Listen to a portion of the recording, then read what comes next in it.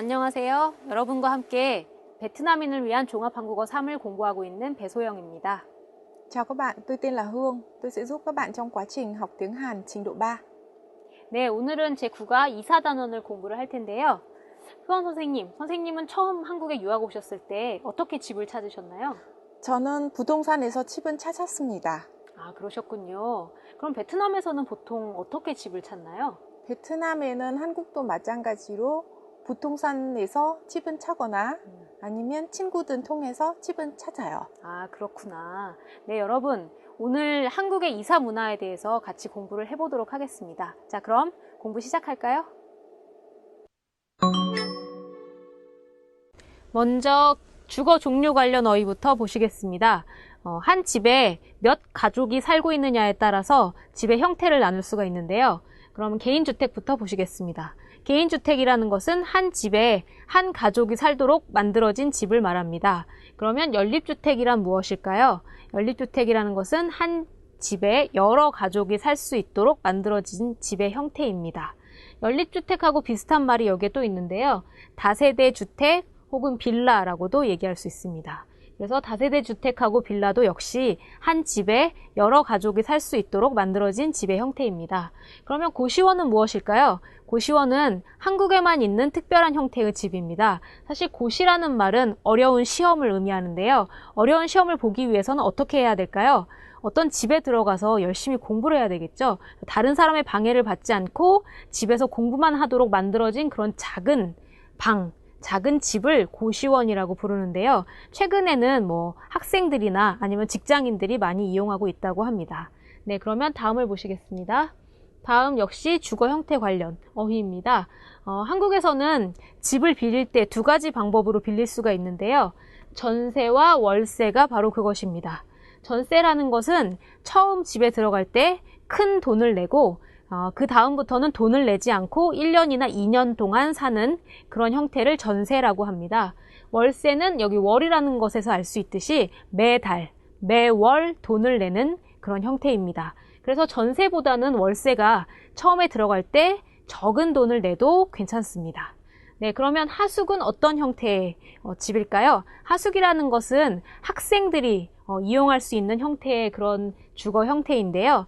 어떤 살고 있는 가족의 집에 들어가서 방 하나만 빌려서 거기에서 사는 형태입니다. 역시 하숙도 월세처럼 매달 조금씩 돈을 내면 됩니다. 그러면 하숙집 아주머니께서 식사도 준비해 주시고 청소도 해 주시고 조금 비싸지만 좀 편리한 형태의 그런 주거 형태라고 할 수 있습니다. 영어로 하면 홈스테이 정도가 되겠습니다. 다음을 보시겠습니다. 다음은 이사 관련 어휘인데요. 이사라는 것은 집을 바꾸는 것을 의미합니다. 그래서 이사하다라고 쓸 수 있는데요. 이사하다라는 말은 집을 바꾸다, 집을 옮기다와 같은 뜻입니다. 그럼 이사를 하기 위해서는 먼저 집을 찾아야겠죠. 집을 찾아주는 곳을 우리는 부동산 소개소라고 부릅니다. 부동산 소개소는 여기 소개하다라는 말을 알고 계시죠? 그래서 집을 소개해주는 그런 곳입니다. 아니면 부동산 중개소라고도 얘기하는데요. 중개하다라는 것은 집주인하고 집을 찾는 사람을 연결해주는 그런 역할을 하기 때문에 중개소라고 부릅니다. 이사를 하는 방법에는 여러 가지가 있는데요. 최근에는 한국에서 가장 많이 이용하고 있는 방법은 바로 포장이사입니다. 이 포장이라는 것은 선물 포장에서 많이 사용하는 단어죠. 그래서 짐을 싸주는 것을 의미하는데요. 짐을 싸는 것부터 짐을 옮겨주는 것까지 모두 다 해주는 그런 편리한 이사 방법을 포장이사라고 합니다. 네, 그러면 다음을 보시겠습니다. 역시 이사 관련 어휘인데요. 우리가 아까 짐에 관해서 잠깐 얘기를 했는데 짐을 가지고 어떤 동사하고 사용할 수 있는지 같이 보도록 하겠습니다. 우리가 이사를 할 때는 이런 단계로 이사를 하게 되는데요. 가장 처음에 하는 것은 짐을 싸는 것이고요. 그 다음에 짐을 싣습니다. 이 싣다라는 동사는 앞에 어디에를 쓸 수 있겠죠. 그래서 짐을 차에 싣다 라고 쓸 수 있겠죠. 그 다음에 짐을 옮기고요. 그 다음에 짐을 풉니다. 풀다이죠. 그리고 마지막으로는 짐을 정리하면 되겠습니다. 그래서 이러한 동사와 같이 짐을 사용할 수 있습니다. 네, 그럼 다음을 보겠습니다. 집 시설 관련 어휘입니다. 시설이라는 것은 집에서 이용할 수 있는 편리한 기계나 물건들을 의미하는데요. 어떤 것들이 있을까요? 보일러도 있을 수 있고요. 주차장도 있을 수 있겠습니다. 그런데 보일러라는 것은 우리의 집을 따뜻하게 해주는 그런 기계인 것이죠. 그래서 보일러가 있으면 난방이 잘 될 수 있습니다. 그래서 난방이라는 것은 집을 따뜻하게 해주는 것을 의미합니다. 그런데 난방에는 두 종류가 있는데요. 개별 난방과 중앙 난방이 있습니다. 개별이라는 것은 각자 난방을 조절할 수 있는 그런 장치를 말합니다. 중앙 난방은 건물의 어떤 그 컨트롤 타워 같은 곳에서 사무실에서 중앙에서 관리를 하는 그런 난방 형태를 의미합니다. 네, 그러면 어휘는 여기까지입니다. 선생님하고 또 연습을 해보시겠습니다.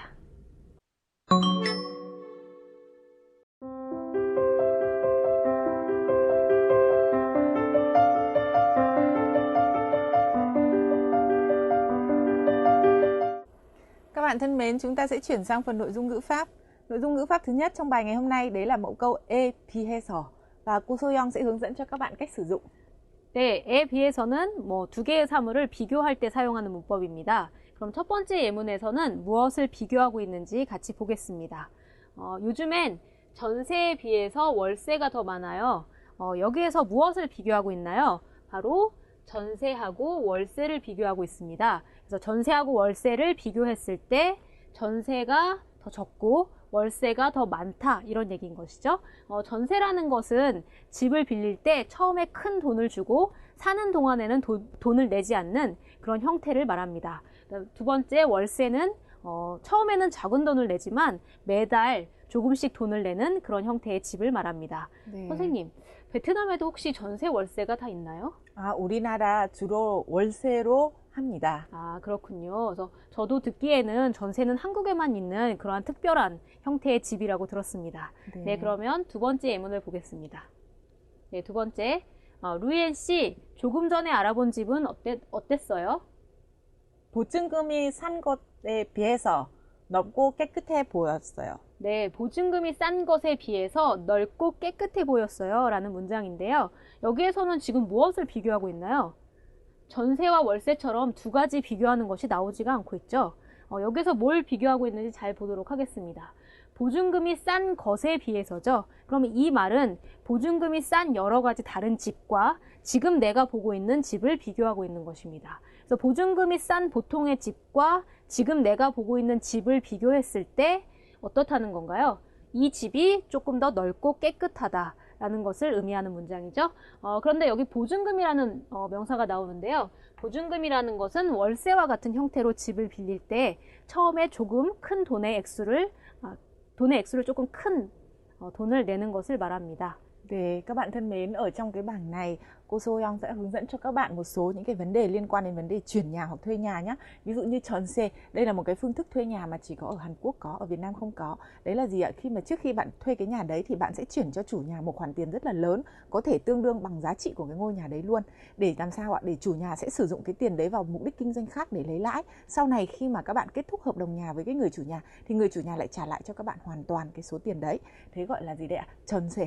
Thế còn 원세 đấy là một cái phương thức mà chúng ta ở Việt Nam có, đó là thuê nhà và trả tiền theo tháng. Ở đây còn có một cái từ nữa gọi là từ 보증금, giống như là tiền bảo đảm, tiền bảo lãnh hay là tiền đặt cọc ấy. Thế thì thông thường thì là những cái trường hợp mà 전세 thì không có liên quan đến vấn đề 보증금, nhưng mà 원세 thì người ta sẽ yêu cầu một phần tiền ở trong cái hoạt động đấy, đó là 보증금. Thế thì các bạn hãy nhớ nội dung này nhé. Và chúng ta sẽ chuyển sang cái nội dung ngữ pháp tiếp theo ở trong bài ngày hôm nay. Nhưng trước khi chuyển sang ngữ pháp tiếp theo thì các bạn hãy nhớ 에 비해서 đấy là gì ạ? Một cái từ nối giữa danh từ này với danh từ kia để làm sao ạ? So sánh. Tức là cái mà gắn với 비해서 đấy sẽ trở thành cái tiêu chuẩn để so sánh. Nên các bạn sẽ xem nội dung ngữ pháp tiếp theo, đó là 기 바라다 để thể hiện cái gì? Cô Soyoung sẽ hướng dẫn cho các bạn. 네, 첫 번째 예문을 같이 보겠습니다. 먼저 예문을 보시기 전에 바라다의 의미를 같이 생각해 보겠습니다. 이 바라다라는 동사는 무언가를 원하다 이런 의미인데요. 내가 생각하는 대로 되기를 원한다 이런 것을 표현할 때 사용하는 동사입니다. 그럼 첫 번째는 무엇을 원하고 있는지 같이 볼까요?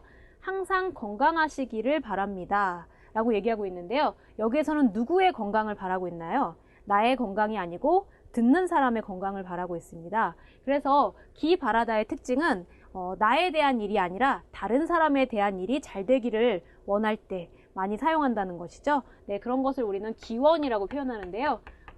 무언가를 기원할 때, 다른 사람의 일을 기원할 때 많이 사용할 수 있습니다.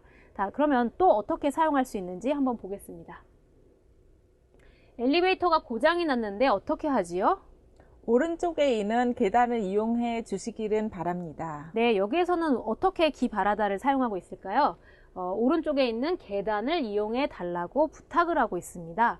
그런데 사실은 엘리베이터가 고장이 나서 계단을 이용하라고 부탁하고 있는데 엘리베이터보다는 계단이 훨씬 불편하겠죠. 그래서 이렇게 불편한 일, 다른 사람에게 불편한 일을 좀 이해해 달라고 이해를 구할 때 기를 바라다를 많이 사용합니다.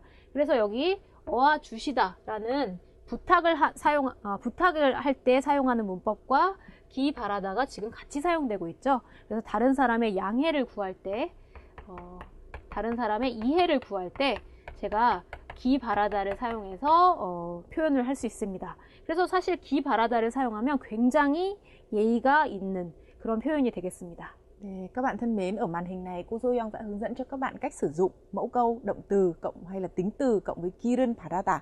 Thì chúng ta đã biết động từ parata là động từ mong muốn, hy vọng, đúng không ạ? Chúng ta cũng đã học mẫu câu gọi là danh từ hóa động từ bằng gì ạ? Bằng ki. Đấy, như vậy có nghĩa là chúng ta đang mong muốn điều gì đó. Kiren parata. Đấy, thì các bạn hãy nhớ đây là danh từ hóa động từ, đúng không ạ? Thế và ở cái câu trường hợp mà ki parata này thì có hai nghĩa. Một là gì? Bạn mong muốn điều gì đó, bạn chúc ai đó điều gì. Đấy, thì các bạn sẽ sử dụng như trường hợp số 1. Đấy, thế còn trường hợp thứ hai, cái trường hợp thứ hai này thì thường sử dụng trong các cái văn phong hành chính hoặc là gì đấy ạ? Mong muốn một cái sự nhượng bộ của đối tượng người nghe. Ví dụ như là ở các cái bến tàu điện ngầm chẳng hạn thế, thang máy bị hỏng rồi thì người ta sẽ ghi dòng chữ là gì? Xin quý khách hay là gì? Xin các hành khách hãy sử dụng thang bộ chẳng hạn như thế, thì đấy là gì đấy ạ? Một cái sự gì? Mong cái sự thông cảm. Đấy, và đây là cái hình thức mà kính ngữ và lịch sự cao nhất. Vậy các bạn đã biết hai ý nghĩa của ki parata. Các bạn hãy luyện tập nhiều với nó nhé. 네, 대화문의 상황을 먼저 같이 보시겠습니다. 오늘은 남씨가 이사를 하기 위해서 부동산 소개소에 간 상황입니다. 우리가 아까 부동산 소개소를 공부했죠? 부동산 소개소라는 곳은 이사할 집을 찾아주는, 이사할 집을 소개해주는 그런 곳입니다. 그래서 남씨와 부동산 소개소의 아저씨가 대화를 하는 상황입니다. 남씨가 찾고 있는 집은 어떤 집인가요? 아파트 전세를 찾고 있습니다. 어떤 조건에 전세를 찾고 있냐면 바로 아래에 나와 있습니다. 학교에서 가깝고 전세금이 싼 집을 찾고 있는데요. 아저씨는 개인주택을 추천하셨습니다. 하지만 역시 남씨는 아파트를 원하고 있습니다. 왜냐하면 남씨는 전망이 좋은 집을 원하기 때문입니다. 이 전망이라는 것은 아파트에서 내려다 보이는 경치를 의미합니다. 네, 그러면 이 정보를 가지고 대화문을 어떻게 만들 수 있는지 대화문 영상을 한번 보시겠습니다. 아파트 전세를 알아보려고 하는데요. 어떤 집을 찾고 있어요? 학교에서 가깝고 전세금이 싼 집이면 좋겠어요. 개인주택이 아파트에 비해서 더 싼데 개인주택은 어때요? 하지만 저는 전망이 좋은 집을 찾고 있어서 아파트가 좋을 것 같아요. 그럼 잠깐 기다리세요. 한번 찾아볼게요. 네, 좋은 집으로 알아봐 주시기 바랍니다. 대화문 영상을 잘 보셨나요? 이제 대화문을 보면서 같이 내용을 확인해 보겠습니다. 남씨와 부동산 소개소의 아저씨가 대화를 하고 있습니다. 남씨는 아까 어떤 집을 찾고 있었나요? 아파트 전세를 찾고 있었습니다. 그래서 남씨는 아파트 전세를 알아보려고 하는데요. 와 같이 대화를 시작하고 있습니다. 그러면 아저씨는 어떤 집을 찾고 있어요? 하고 질문하죠. 남씨는 학교에서 가깝고 전세금이 싼 집이면 좋겠어요 라고 얘기하고 있는데요. 학교에서 가깝고 전세금이라는 것은 전세를 빌릴 때, 전세로 집을 빌릴 때 처음 내는 돈을 의미합니다. 그래서 보통 큰 돈을 내게 되죠. 그래서 전세금, 금은 돈을 의미하기 때문에 전세금이 싼 집을 찾고 있습니다. 네, 아저씨는 전세금이 싼 집이면 개인주택이 좋다라고 추천을 하고 계세요. 개인주택이 아파트에 비해서 더 싼데 개인주택은 어때요? 하고 개인주택을 추천하고 있죠. 그래서 뭐뭐에 비해서가 나와 있는데요. 아파트하고 개인주택을 비교했을 때 개인주택이 전세금이 더 싸다라는 의미입니다. 네, 남씨는 하지만 저는 전망이 좋은 집을 찾고 있어서 아파트가 좋을 것 같아요. 아까 얘기한 것처럼 전망이 좋은 집은 아파트에서 내려다 보이는 경치가 좋은 집을 의미합니다. 보통 개인주택은 층이 낮기 때문에 개인주택에 비해서 아파트가 전망이 좋겠죠? 네, 아저씨는 한번 찾아보겠다고 얘기하고 계시네요. 그리고 남씨는 네, 좋은 집으로 알아봐 주시기 바랍니다. 그래서 기 바랍니다를 사용해서 자신의 희망을 표현하고 있습니다. 네, 이 내용을 다시 한번 대화문으로 확인해 보시겠습니다. 아파트 전세를 알아보려고 하는데요. 어떤 집을 찾고 있어요? 학교에서 가깝고 전세금이 싼 집이면 좋겠어요. 개인주택이 아파트에 비해서 더 싼데, 개인주택은 어때요? 하지만 저는 전망이 좋은 집을 찾고 있어서 아파트가 좋을 것 같아요. 그럼 잠깐 기다리세요. 한번 찾아볼게요. 네, 좋은 집으로 알아봐 주시기 바랍니다. 대화문의 두 번째 상황을 같이 보시겠습니다. 역시 부동산 소개소에서 집을 찾고 있는 상황인데요. 어떤 집을 찾고 있는지 같이 보도록 하겠습니다. 지금 찾고 있는 집은 바로 하숙집입니다. 하숙집은 우리가 아까 배운 것처럼 어떤 가족이 살고 있는 집에서 방 하나만 빌려서 살 수 있는 그런 형태를 얘기합니다. 그런데 어떤 조건의 하숙집을 찾고 있나요? 주차장이 있고, 즉 차를 세울 수 있고 관리비가 없는 집을 찾고 있습니다. 이 관리비라는 것은 관리해 주는 것에 대해서 내는 돈을 의미하는데요. 하숙집이라면 아주머니가 대신 식사를 준비해 주시고 또 청소도 해 주시니까 그런 것에 대한 비용을 관리비라고 얘기할 수 있겠습니다. 그런데 부동산 아저씨는 연립주택의 월세를 추천하고 계시네요. 왜냐하면 월세가 더 싸기 때문입니다. 그런데 남씨는 점심 식사를 주는 집을 찾고 있습니다. 그렇기 때문에 역시 하숙집을 찾아야겠죠. 점심 식사를 주는 집은 하숙집밖에 없는데요. 하숙집에서는 아주머니가 식사를 준비해 주시기 때문에 점심 식사를 원한다면 하숙집을 찾아야 합니다. 그러면 이러한 정보를 가지고 대화문을 한번 같이 만들어 보겠습니다. 네, 여러분이 남씨를 하시면 제가 아저씨의 역할을 한번 해보겠습니다. 자, 그럼 여러분이 시작하시면 되겠습니다. 시작!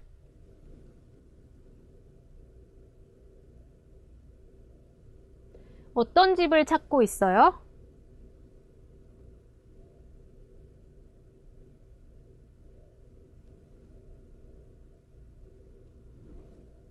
연립주택이 하숙집에 비해서 월세가 더 싼데 연립주택은 어때요?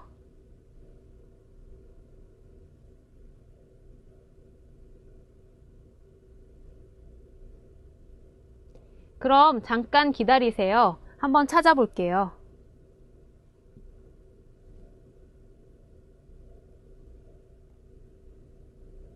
네, 그러면 답을 같이 확인을 해볼까요? 먼저 어떤 집을 찾고 있었나요? 하숙집을 찾고 있었습니다. 그래서 하숙집을 알아보려고 하는데요. 네, 그리고 어떤 조건의 하숙집이었죠? 그 다음에 네, 주차장이 있고 관리비가 없는 집이면 좋겠어요. 라고 자기의 조건을 얘기하고 있습니다. 그런데 아저씨는 어떤 집을 추천했나요? 아까 연립주택 월세였죠? 한번 볼까요? 연립주택이 하숙집에 비해서 월세가 더 싼데 연립주택은 어때요? 하고 연립주택을 추천하고 있습니다. 그래서 여기 에 비해서를 사용하고 있는데요. 연립주택하고 하숙집을 비교했을 때 연립주택이 월세가 더 싸다. 이런 얘기겠죠? 네, 남씨가 찾고 있는 집은 점심 식사를 주는 집이었습니다. 그래서 하지만 저는 점심 식사를 주는 집을 찾고 있어서 하숙집이 좋을 것 같아요. 라고 자신의 의견을 얘기하고 있습니다. 자, 그리고 마지막에는 자신의 희망을 표현할 수 있는데요. 어떤 희망이 있었죠? 아주머니가 친절한 곳으로 알아봐 주시기 바랍니다. 그래서 기 바랍니다를 사용해서 자신의 희망을 표현하고 있습니다. 네, 그러면 대화문은 여기까지입니다. 이제 읽기를 공부해 보시겠습니다. Các bạn thân mến, trong phần bài đọc ngày hôm nay của chúng ta sẽ lần lượt xem xét một vài loại hình phòng trọ, nhà trọ hay là một vài loại hình cư trú mà ở Hàn Quốc tương đối là phổ biến. Đặc biệt là tôi hy vọng nội dung này sẽ giúp ích cho các bạn lưu học sinh. Chúng ta sẽ xem loại hình thứ nhất, đấy là one room. One room tức là tiếng Việt của chúng ta nó tương đương với lại gì đấy ạ? Phòng trọ khép kín. Đấy, một phòng khép kín, 신축 là mới xây. Đây là một cái quảng cáo về gì để cho thuê phòng trọ mới xây. Nội dung căn bản ở đây cung cấp gồm có 보증금 500만 원, 월세 40만 원 và có thể dùng được elevator, có thang máy, đúng không ạ? Và 10 phút đi bộ đến ga tàu điện ngầm.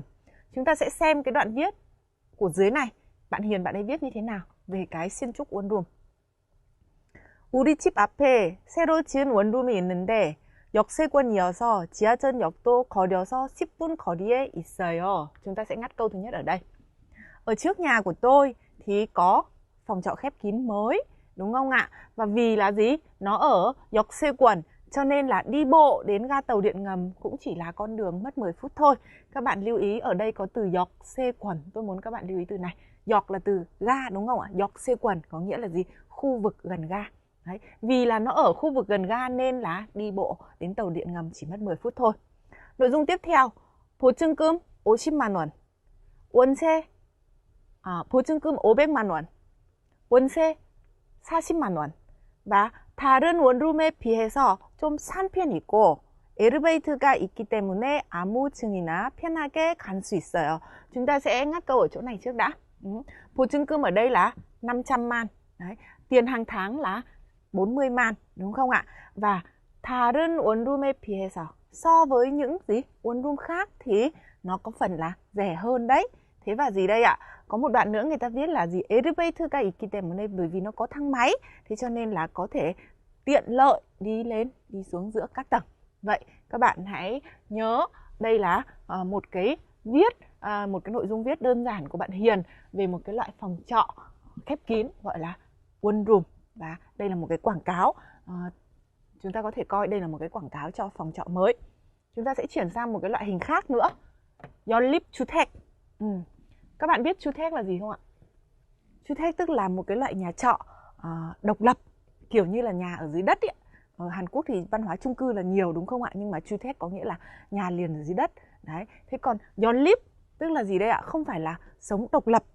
Chúng ta thuê một cái căn nhà trọ đấy, chúng ta thuê một cái tòa nhà đấy, hay một cái căn nhà ở dưới mặt đất đấy để ở riêng, mà gì để ở chung trong cả một cái căn nhà như thế. Nhiều nhà sống chung. Đấy, chúng ta sẽ xem nội dung ở đây người ta cung cấp là gì. 전세 3천만 원, 보증금 thì 1,000만 원, 월세 35만 원 và 아파트 단지 근처. Ở đây các bạn nhớ 전세 là cái gì ạ? 월세 là cái gì ạ? 전세 có nghĩa là gì? Bạn sẽ trả tiền một lần tương đương với cái giá trị của cái ngôi nhà đấy, hay là của cái nhà mà bạn thuê đấy, cho người chủ. Đấy, và bạn không phải lo tiền trả hàng tháng thuê nữa.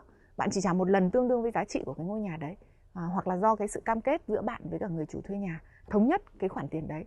Nên người chủ thuê nhà sẽ dùng cái tiền đấy vào các hoạt động khác để sinh lời. Đấy, thế còn cái tiền này sau khi kết thúc hợp đồng thuê nhà bạn được nhận lại toàn bộ. Đấy là loại hình 전세, đúng không ạ? Còn 월세 là loại hình thuê mà trả tiền hàng tháng. Vậy thì với cái 주택 này, người ta đang đưa ra hai cách thức để bạn có thể thuê được, đúng không ạ? Đấy, chúng ta sẽ xem nội dung mà Hương viết cụ thể là gì nhé. 제 친구는 여러 가정이 같이 살고 있는 연립주택에 살아요. Bạn của tôi đang sống trong một cái gì đây ạ? Một cái 주택 mà có nhiều nhà sống cùng. Đấy. Vậy các bạn đã hiểu cái 연립주택 là cái gì chưa ạ? Là một cái dạng nhà mà không phải chung cư. Đấy, nhà ở dưới mặt đất. Thế nhưng mà nhiều nhà sống chung trong một cái tòa nhà như thế. Đấy. Người ta nói là gì? 아파트 단지 근처에 있어서 상가도 말고 생활하기 정말 편한 것 같아요. Bởi vì sao ạ? Nó lại gần với một cái khu chung cư. Nó gần hay là nó ở trong một cái khu vực là các khu chung cư. Thế cho nên rằng là gì đây? Các cửa hàng thì cũng nhiều mà sinh hoạt thì cũng có phần là rất là thuận lợi. 전세와 월세가 있는데 전세는 3천만 원, 월세는 보증금 1,000만 원에 매달 35만 원 내면 돼요. Đấy, ở đây cả một cái câu như thế này. Đấy, các bạn đã nhìn thấy chưa ạ? 전세와 월세가 있다. Có nghĩa là gì đây ạ? Có thể cho thuê bằng hai phương thức là trả tiền một lần, đấy, hoặc là gì đây ạ? Trả tiền hàng tháng. Thế người ta nói cụ thể, nếu mà 전세 thì sẽ là 3천만 원. Còn nếu mà là 월세 thì tiền 보증 sẽ là 1,000만 원 và mỗi tháng thì lại thêm 35만 원. Và gì đây ạ? 이 집에 관심이 있으시면 저에게 연락 주시기를 바랍니다. Nếu mà bạn có quan tâm đến cái nhà này thì hãy liên lạc với tôi. Đấy, các bạn đã nhìn thấy một cái đoạn quảng cáo viết về cái loại hình, tức là gì đây ạ? Cho thuê nhà dưới mặt đất nhưng mà lại gì đây ạ? Tức là sống chung. Đấy, chứ ở trong một cái tòa nhà đấy có nhiều hộ gia đình sống chung. Đấy, các bạn có thể hiểu đây là một cái loại hình nữa. Như lúc nãy chúng ta vừa mới xem, đấy là một loại hình gọi là gì? One room, nghĩa là phòng trọ khép kín, độc lập. Đấy, thế còn 연립주택 có nghĩa là gì đấy ạ? Một cái nhà ở dưới mặt đất. Đấy, thế nhưng mà nhiều hộ gia đình sống chung. Đấy, hoặc là nhiều người có thể thuê ở trong cái không gian đấy. Chúng ta sẽ chuyển sang cái loại hình thứ hai, thứ ba trong bài học ngày hôm nay, hasuk. Hasuk này là nhà trọ. Đây là loại hình phổ biến đối với cả sinh viên đi làm, đi học hoặc là những người mới đi làm ở Hàn Quốc. Ví dụ như hasuk chúng ta nói chung là nhà trọ nhá. Nhưng mà nhà trọ này nó có cái đặc điểm là gì? Vì ở chung với chủ mà. Thế cho nên là ở hasuk thì thường là chủ nhà người ta sẽ cho các bạn một số những cái sự thuận lợi nhất định. Ví dụ như là người ta sẽ chuẩn bị cho các bạn bữa ăn chẳng hạn thế, hay là người ta sẽ giúp bạn việc cất giữ đồ đạc chẳng hạn là như vậy. Thế thì là bởi vì sống chung với chủ nên là sống chung với chủ nhà cho nên có một số những cái thuận lợi như thế. Các bạn hãy xem đối với hasuk này, đoạn quảng cáo thì viết cái gì? Hasuk비 50만 원. 학교 도보 5분. Tức là gì đây ạ? Đến trường chỉ mất có 5 phút thôi. 아침 저녁 식사 제공. Tức là gì đấy? Chủ nhà của cái nhà trọ này sẽ cung cấp bữa ăn sáng và bữa ăn tối cho các bạn. Internet 사용 가능, có thể dùng được Internet. Đấy, một cái đoạn quảng cáo với 4 cái nội dung ngắn như thế này. Chúng ta sẽ xem Luyến viết gì với cái đoạn này nhé. 저는 한국 사람의 집에서 살면서 한국의 문화도 이해할 수 있는 하숙이 좋아요. Bạn Luyến viết cái gì ạ? Tôi thích cái kiểu nhà trọ sống gì đây ạ? Chung với chủ nhà. Bởi vì sao đây? Tôi sống ở trong nhà của người Hàn Quốc thì tôi cũng có thể hiểu được văn hóa của người Hàn Quốc. Đây là một cái cách tiếp cận rất là hay đúng không? Tôi thích kiểu nhà trọ sống chung với chủ nhà của người Hàn Quốc. Đấy, bởi vì tôi có thể học được văn hóa Hàn Quốc. 저는 살고 있는 이 집은 한 달에 50만 원이어서 좀 비싼 편이지만 혼자 사는 것에 비해서 편하고 아침, 저녁 식사도 주기 때문에 요리는 한 줄 모르는 사람에게 아주 좋아요. Câu này hơi dài một chút, chúng ta sẽ thử xem. Cái ngôi nhà mà tôi đang sống đây này, 제가 살고 있는 이 집, cái ngôi nhà mà tôi đang sống này, 한 달에 50만 원. Một tháng là 50만. Đấy, tức là gì đây ạ? Hơi đắt một chút, 좀 비싸지만. 좀 비싼 편이지만. Nhưng mà làm sao đây ạ? So với việc sống một mình, 혼자 사는 것에 비해서 thì nó lại thuận lợi. Và gì đây ạ? Và bởi vì người ta sẽ cung cấp cho tôi bữa sáng và bữa tối. Cho nên là đối với cái người mà không biết nấu ăn, đối với người không biết nấu ăn thì rất là hay. Đấy. Thế và gì đây ạ? Nội dung tiếp theo là gì? 학교에서 거려서 5분 거리이고 인터넷도 아무 데나 사용할 수 있어요. Thêm nữa là gì đây ạ? Đi bộ đến trường thì cũng chỉ mất có 5 phút thôi. Thế và lại còn có thể sử dụng được Internet bất kỳ lúc nào. Đấy. Đây là một cái đoạn viết mà Luyến đã viết về một cái thông tin ở trong cái nhà trọ. Như vậy các bạn thân mến, trong phần bài học ngày hôm nay của chúng ta, các bạn đã xem 3 loại hình. Thứ nhất là one room, tức là phòng trọ khép kín. Thứ hai là gì đây ạ? 주택, nhưng mà là gì? 연립주택, tức là một ngôi nhà dưới đất nhưng mà nhiều nhà sống chung hay nhiều người sống chung. Và một loại hình thứ ba là hasuk, tức là gì đây? Loại hình ở trọ nhưng mà ở trọ chung với chủ nhà. Đây là loại hình mà tôi nghĩ là rất là nhiều bạn sinh viên quan tâm. Đấy, nhất là sinh viên nước ngoài khi đến Hàn Quốc. Ở hasuk thì sẽ được gì đây ạ? Hiểu, tiếp cận trực tiếp với cả văn hóa Hàn Quốc. Ngoài ra nữa thì còn được giúp đỡ, ví dụ như là việc nấu ăn, chẳng hạn là như thế. Như vậy các bạn có thể dành nhiều thời gian cho việc học tập hơn. Tôi hy vọng là các bạn sẽ tham khảo và học kỹ nội dung của 3 bài học ngày hôm nay. 네, 오늘은 한국에서 집들이에 가본 경험을 글로 써보겠습니다. 집들이라는 것은 한국에서 이사를 한 후에 하는 파티를 얘기하는데요. 이사를 한 후에 뭐 가족과 친구들을 초대해서 집을 소개하면서 맛있는 것을 먹고 즐기는 그런 파티를 의미합니다. 그런데 이제 경험에 관해서 써볼 건데요. 경험에 관해서 쓸 때는 언제 이러한 경험을 했는지, 그리고 이 경험을 하면서 어떤 내용의 경험을 했는지 그래서 시간과 내용을 밝혀서 적어주면 좋겠습니다. 네, 그러면 먼저 집들이에 언제 갔는지 한번 보도록 하겠습니다. 네, 집들이에 언제 갔나요? 언제? 그리고 누구의 집들이에 갔나요? 한 달 전에 학교 친구의 집들이에 갔습니다. 네, 그리고 집들이에 갈 때는 뭘 준비했어요? 이게 파티이기 때문에 선물을 준비해야 되는데요.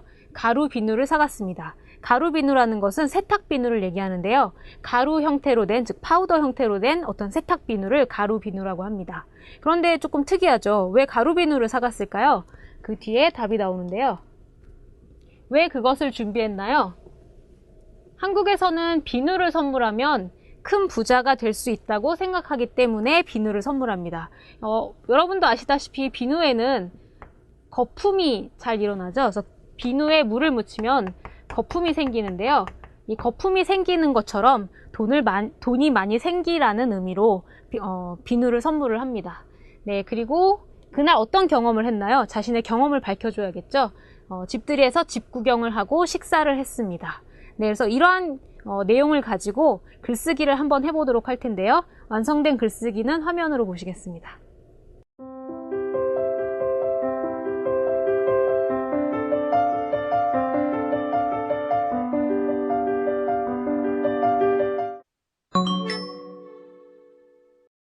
한국의 문화탐방, 언어예절, 동방예의지국, 대한민국. 한국 사람들은 예의를 중요시하게 여기기 때문에 언어예절 또한 매우 중요하게 생각합니다. 그래서 한국어에는 높임말과 반말이 있고 또 같은 높임말과 반말이라도 다른 사람의 기분을 상하지 않게 표현하려고 노력합니다. 다른 사람에게 요청할 때도 죄송하지만 좀 도와주시겠어요? 좀 도와주실 수 있어요?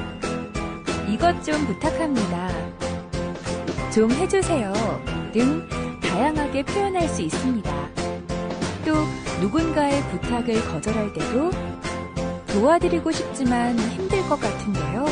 다음에 꼭 도와드리겠습니다. 죄송하지만 어려울 것 같은데요.